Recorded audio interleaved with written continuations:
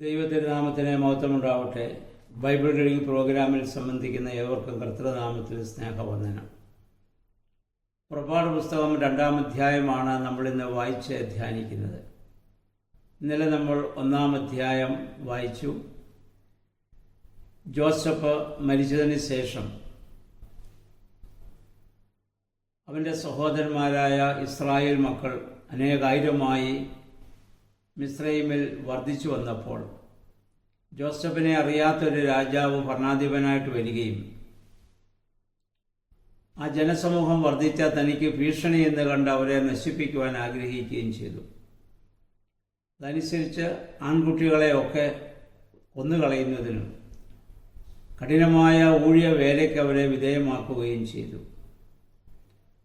ആൺകുട്ടികളെ കൊന്നുകളയുവാൻ ആഗ്രഹിച്ച് സൂതികർമ്മിണികളോട് അദ്ദേഹം ആവശ്യപ്പെടുകയും എന്നാൽ അവർ ദൈവഭയമുള്ളവരായിരുന്നതിനാൽ കുഞ്ഞുങ്ങളെ കൊല്ലാതിരിക്കുകയും ചെയ്തപ്പോൾ രാജാവ് അവരെ വിളിച്ച് ചോദിച്ചു, എന്തുകൊണ്ടാണ് നിങ്ങൾ അപ്രകാരം ചെയ്യാത്തത്? അപ്പോൾ അവർ പറഞ്ഞു, ഈ ഇസ്രായേൽ ജനം, ഈ എബ്രായ സ്ത്രീകൾ നല്ല ആരോഗ്യമുള്ളവരാണ്, അവർ തികവുള്ളവരാണ്. ഞങ്ങൾ ചെല്ലുന്നതിന് മുൻപ് അവർ പ്രസവിച്ചിരിക്കും.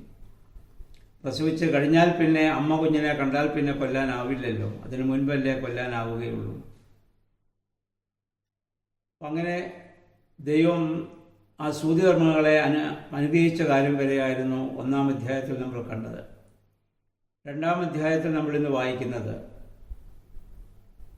ലേവ്യ ഗോത്രത്തിൽപ്പെട്ട ഒരു പുരുഷൻ ലേവ്യ ഗോത്രത്തിൽപ്പെട്ട മറ്റൊരു സ്ത്രീയെ വിവാഹം കഴിക്കുന്നു.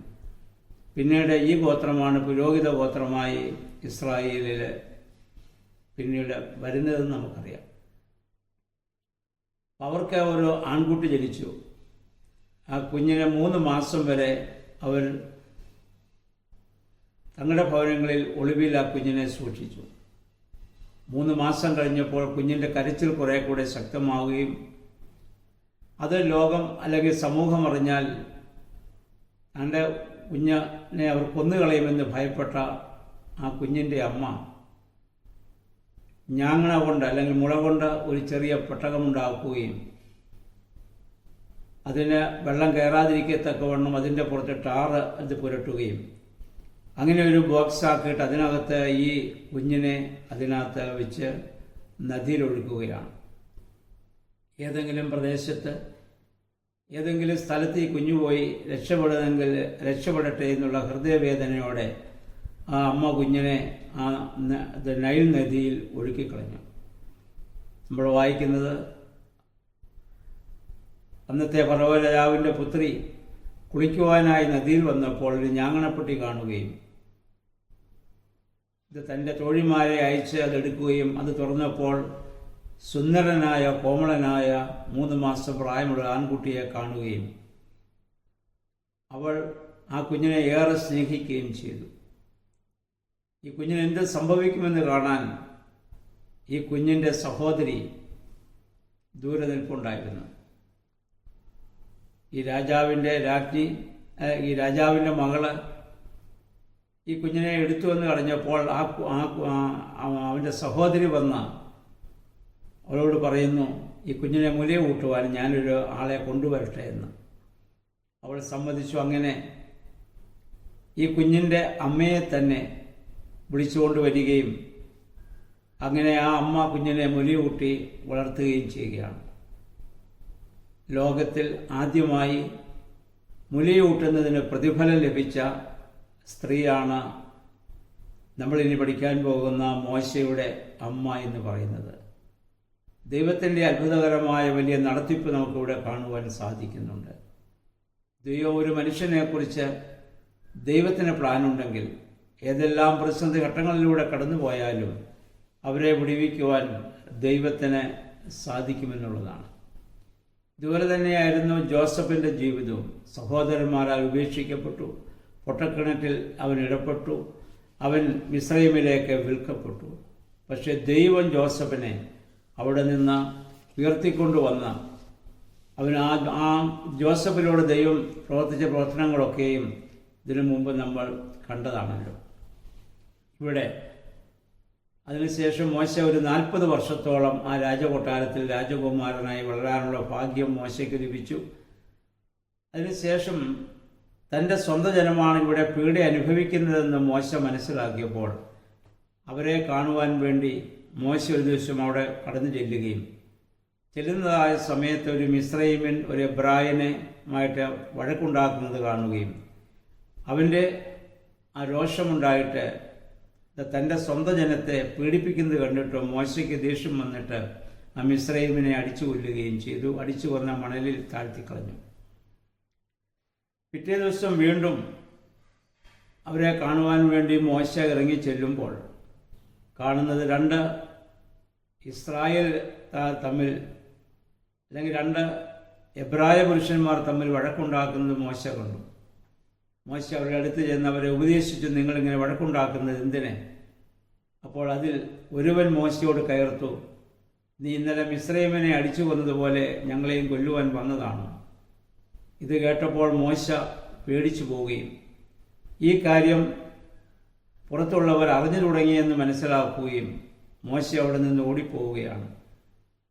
നമ്മൾ വായിക്കുന്നുണ്ട്, ഫറവോ രാജാവും ഈ സംഭവം അറിയുകയും മോശയെ കൊല്ലുവാൻ ആഗ്രഹിക്കുകയും ചെയ്തു. അതിനു മുമ്പ് മോശ അവിടെ നിന്ന് ഓടി രക്ഷപ്പെടുകയാണ്. ഇപ്പോൾ മോശ വാസ്തവത്തിൽ ഒരു കൊലപാതകിയാണ്. ബൈബിൾ നമ്മെ ഓർമ്മപ്പെടുത്തുന്നു, ആരും ഓടിക്കാതെ ദുഷ്ടന്മാർ ഓടിപ്പോകേണ്ടി വരും. ഏതെന്ന പ്രതീക്ഷയിൽ ആദ്യ മനുഷ്യൻ ആദമും ഹാവയും പാപം ചെയ്ത അവസ്ഥയിൽ അവർ നഗ്നരെന്ന് അവർക്ക് തോന്നുകയും ദൈവത്തെ ഭയപ്പെട്ട് അവരോട് ഈ വൃക്ഷങ്ങളുടെ ഇടയിൽ ഒളിക്കുകയും ചെയ്ത് നമ്മൾ കണ്ടതാണ്. ഇനി നമുക്ക് മോശയുടെ ഇനിയുള്ള ചരിത്രം നമ്മൾ പഠിക്കുമ്പോൾ ഇന്ന് 2 പേരുടെ പ്രശ്നം തീർക്കുവാൻ സാധിക്കാത്തവനായ മോശ 6 ലക്ഷത്തിൽ പരം ജനങ്ങളുടെ ന്യായാധിപനെ പോലെ അവരെ വഴി നടത്തുകയും അവരുടെ പ്രശ്നങ്ങൾ പരിഹരിക്കുകയും ചെയ്യുവാൻ തക്കവണ്ണം ദൈവം മോശയെ വലിയവനാക്കുന്ന കാര്യം നമുക്ക് കാണാൻ പറ്റും. യാക്കോബിനെ കുറിച്ച് നമ്മൾ നോക്കുമ്പോഴും നേരെ ചൊവ്വെ അനുഗ്രഹം വാങ്ങാൻ സാധിക്കാത്തവൻ, വ്യാജ രീതിയിലൂടെ അനുഗ്രഹം വാങ്ങിച്ചവൻ പിന്നീട് ദൈവത്തിലായപ്പോൾ ഫറവോ രാജാവിനെ അനുഗ്രഹിക്കുവാൻ തക്കവണ്ണം ഫറവോന്റെ കൊട്ടാരത്തിൽ കൈ ഉയർത്തി നിൽക്കുന്ന ഒരു യാക്കോബിനെ നമുക്ക് കാണാൻ സാധിച്ചല്ലോ.